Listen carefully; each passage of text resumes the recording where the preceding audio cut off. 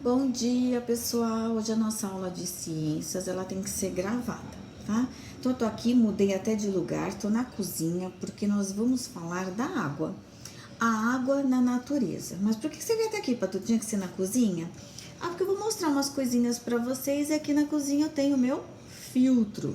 Porque, afinal de contas, a gente tem que beber uma água filtrada. Essa água que chega na nossa casa, ela vem sim da natureza, vem de rios, represas, porém ela precisa passar por uma estação de tratamento, tá? Então nós não podemos beber uma água direto lá da natureza. Então a água que a gente consome, ela tem que ser uma água potável. O que é uma água potável? É uma água que passou por um tratamento, porque na água pode estar aqui misturado algumas substâncias, algumas impurezas, micro-organismos que podem fazer mal para a nossa saúde. E já que a água é essencial à vida, né? Todos os seres vivos necessitam de água para viver. Essa água que nós consumimos, ela precisa passar por um tratamento, tá? Porque a água vai ter algumas características que é sobre elas que nós vamos falar agora. Então, essa água aqui que tá limpinha, que eu peguei do meu filtro, ó. Vou dizer para vocês que a água, ela tem 3 propriedades. Então, a primeira propriedade é que ela não tem cor. Então, ela é transparente. Como a água não tem cor, eu digo que uma das propriedades dela é que ela é incolor. E aí, se eu for cheirar aqui, tem gente que até vai falar assim, tem cheiro de água, mas não, água não tem cheiro, é a segunda propriedade dela, só que a gente diz que ela é inodora, ela não tem cheiro, e a água também não tem gosto, essa propriedade a gente chama de insípida, então ela é insípida, não tem sabor, não tem gosto, ela é inodora, não tem cheiro e ela é incolor, não tem cor. Então, se a gente vê que a água tá meio estranha, tá com uma corzinha, não é? Tá com cheirinho, pode ser que alguma coisa esteja misturada a ela, eu não bebo, tá? Porque essa é uma das questões. Algumas coisas, algumas substâncias se misturam com a água e a gente não percebe. Outras, a gente bate o olho e vai ver, opa, tem alguma coisa aqui. Vou dar um exemplo para vocês. Eu vou pegar aqui, ó, uma colher de açúcar, ó. Vou colocar esse açúcar aqui na minha água, ó, e vou mexer. Eu vou mexendo, mexendo, mexendo, até que num dado momento esse açúcar vai desaparecer aqui. Eu não consigo mais ver, ó, os grãozinhos de açúcar, eles se dissolvem na água. Por isso que a gente diz que a água, ela é solúvel para algumas substâncias. Porém, não mudou o cheiro. Então, se esse copinho tiver aqui em cima, não tem cheiro, eu vou beber. Mas alterou alguma das propriedades dela, sim. Como eu coloquei o açúcar, agora essa água está doce. Então, a substância que eu coloquei, o açúcar, se dissolve na água, ela compromete uma das propriedades dela, que é, né, de não ter o sabor, de ser insípida, e eu não consigo ver. Então, isso pode acontecer com qualquer outra substância. Mas eu vou colocar agora uma outra coisa. Da mesma maneira que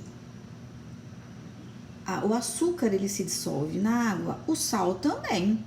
E eu só vou reparar se eu beber, que a minha água vai ficar com gosto salgado. Mas e o que não mistura na água? Então, eu vou colocar aqui mais um pouquinho de água num outro copo.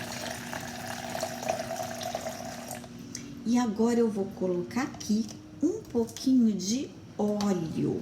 Eu peguei o óleo de cozinha, mas pode ser qualquer óleo. Ó, vou botar só um pinguinho. Olha só o que aconteceu. Eu consigo ver, ó. Não se misturou. Olha aqui, ó, o óleo. Tudo aqui em cima. Então, a propriedade dela, né, de ser incolor, ela continua sem cor, mas eu vejo que tem alguma substância aqui estranha. Se eu for cheirar, não mudou nada, continua sem cheiro. Beber, então, eu nem vou, porque o gosto vai estar horrível, né? Mas eu consigo perceber aqui uma substância na água que me dá o alerta de que, opa, não é para eu beber. O mesmo acontece na natureza. Então, na água pode vir alguma coisa misturada que eu não sei o que está ali, beber e fazer mal para minha saúde. Por isso a importância dela ser uma água potável. Então, olha o que a gente viu aqui. Propriedades da água: ela é inodora, insípida, incolor. E ela tem uma propriedade de ser solúvel. Algumas substâncias se misturam a ela, outras não. Bom, agora a gente vai ver quais são os estados físicos da água. Então, deixei aqui aquele mesmo copo com água. E eu digo que essa água aqui, ela tá no estado líquido. Aquela água que a gente bebe, ela tá no estado líquido. Aqui eu tenho uns cubinhos de gelo, aqui. E o gelo nada mais é que a água no estado sólido.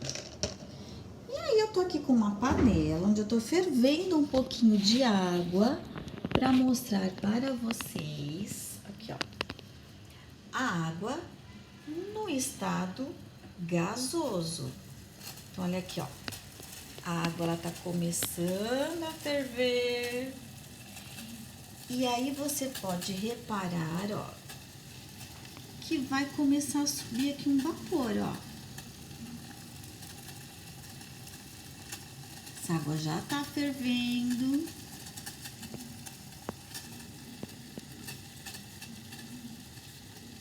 E olha aqui, ó.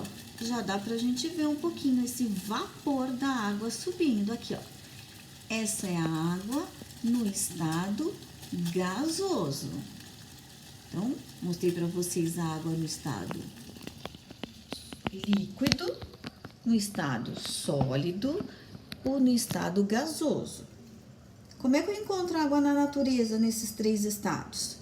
Estado líquido é a água dos rios, dos lagos, oceanos. Ela está no estado líquido. Onde é que a gente encontra na natureza a água no estado sólido? É o gelo, a neve, as geleiras, os icebergs. É água no estado sólido. Mas na natureza eu tenho a água no estado gasoso, esse vapor? Tenho. Quando chove, aquela água evapora e sobe formando as nuvens. Então, cada vez que a água ela vai passar de um jeito para o outro, eu vou dar um nome para essa passagem. Então, por exemplo, peguei a minha água que está no estado líquido. Para ela virar gelo, o que a gente tem que fazer? Eu coloco lá no congelador, lá no freezer. Ela vai resfriar, ela vai receber uma temperatura bem fria e vai ficar sólida. Ela deixa de ser água? Não, ela é água no estado sólido. Mas ela era assim, era líquida e ficou assim. Como que é o nome disso? Solidificação. Eu coloquei o estado líquido, coloquei numa temperatura bem baixa, bem fria, ela passou para o estado sólido. Solidificação. Mas se eu deixar esse meu copo aqui, ó, com gelo aqui fora, já tá acontecendo isso. Esse gelo vai derreter, olha aqui, ó. Tá vendo que já formou água aqui, ó, de novo? Então, a temperatura lá da geladeira é uma temperatura fria. Isso mantém a água no estado sólido. Se eu deixo aqui fora, ela vai ter contato com uma temperatura mais quente, ó. Esse gelo começa a derreter e volta para o estado aqui, ó, líquido. volta para o estado líquido. Isso se chama fusão. Então, passou do sólido para o líquido. E esse caso aqui, que a gente estava vendo o vapor? Bom, coloquei a minha água do estado sólido no fogo. Aqui é o contrário, eu vou esquentar a água. Olha só. Eu aqueço a água numa temperatura bem alta, essa água ela começa a evaporar. Então, ela se transforma em vapor, que é a água no estado gasoso. Então, isso se chama vaporização, quando a água vira do líquido para o gasoso. Mas se a gente pegar esse vapor aqui, ó, vou pegar um copinho de vidro e vou só encostar ele aqui, ó. Acontece que nem quando a gente toma banho, ó. Ó como o meu copo ficou todo embaçado. Esse vapor, ele encostou aqui na superfície do vidro, que tá mais fria. Olha só. É como quando a gente toma banho e o nosso banheiro fica lá todo embaçado, todo cheio de vapor. Quando a gente desliga o chuveiro, o que começa a acontecer? Ó, olha aqui, ó. Esse vapor que grudou no azulejo, que grudou aqui no meu copo, olha aqui, ó. Ele começa a virar gotículas de água no estado líquido novamente. Então, isso tem o nome de condensação. Então, tudo isso que eu mostrei aqui para vocês acontece na natureza também. Então, eu tenho a água da chuva, a água dos rios, dos lagos. O calor do sol aquece essa água. Essa água, ela passa para o estado de vapor, né? Passa pela vaporização. Esse vapor sobe para as nuvens e ali acontece a condensação. Esse vapor vai virar água no estado líquido de novo e chove, tá? Isso eu vou explicar de novo quando a gente for ver o ciclo da água na natureza. Mas agora, nesse momento, a gente viu essas duas características em relação à água. Vimos que a água tem as suas propriedades e os estados, como eu posso encontrar essa água na natureza, certo? Então, agora a gente vai fazer os exercícios lá do livro, que são referentes a esses dois assuntos, propriedades e estados físicos da água. Se você tiver dúvida, na próxima aula a gente volta a conversar, porque hoje a gente teve que ter uma web aula. Mas quando a gente se encontrar de novo, a gente retoma tudo com certeza. Espero que vocês tenham gostado da aula. Um beijinho, até amanhã.